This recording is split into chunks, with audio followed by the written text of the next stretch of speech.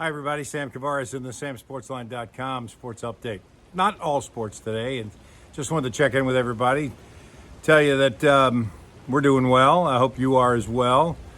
My family and I are advised to do the same things that everybody else is doing.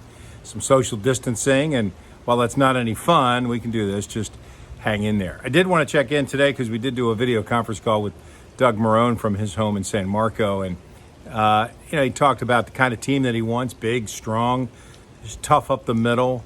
A little bit different than maybe some of the other teams that you've seen in the past, like the Rams. Teams that want to throw the ball all around. Jaguars under Marrone don't want to be that. They want to be a big physical team, and as he said, strong on the offensive line, which he expects to make a big jump this year. Be able to stop the run with their nose tackle and their three techniques, as well, obviously, as a new middle linebacker. So a little bit different idea by Marrone, and he says in collaboration with Caldwell and the people on the personnel side, they've been able to agree on a lot of guys that they want to get there. We weren't really able to ask questions about the trade of Calais Campbell. That apparently all come next week with Dave Caldwell. But for now, Marrone is telling us that they may not be done with free agency. There may be some things that are still out there, guys that they want to add, maybe some adjunct. He likes the running back position with Leonard and Rock, he said.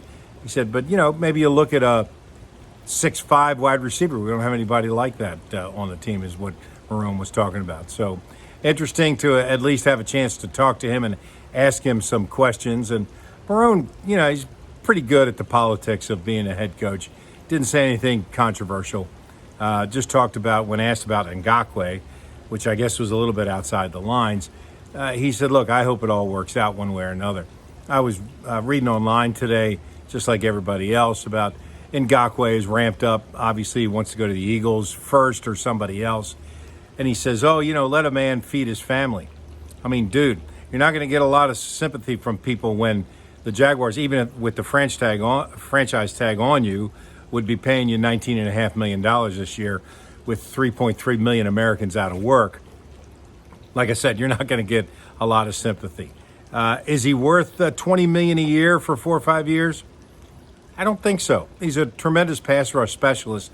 But if you look at a lot of that tape, he really benefits by guys being able to put pressure up the middle, a guy like Calais Campbell. And I haven't studied the Eagles roster, but I do know that Ngakoue is a solid pass rusher, not the greatest against the run. Not saying he's terrible, but he's not the greatest against the run. But if you're getting teams in third and long on a regular situation, then yeah, he'd be valuable.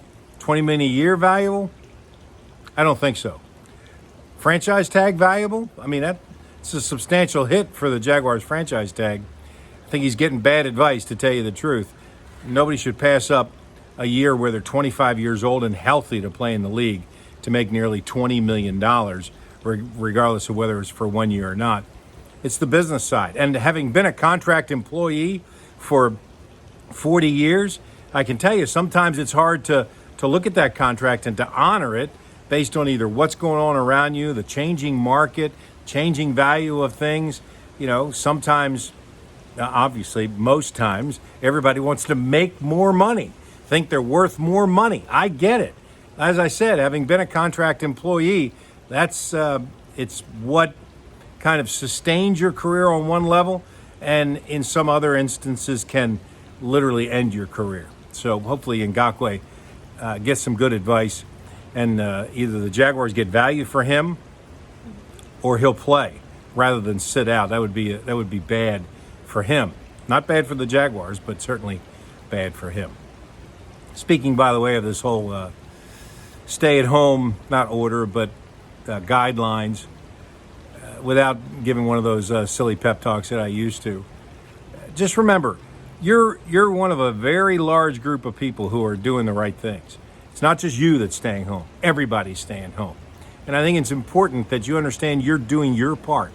And to me, every time I start thinking about, I'd really like to go, have some cocktails with my friends or just hang out or do whatever, I just remember I'm part of a much bigger issue that we're all dealing with. So I think if you look at it in the scope of that, it helps.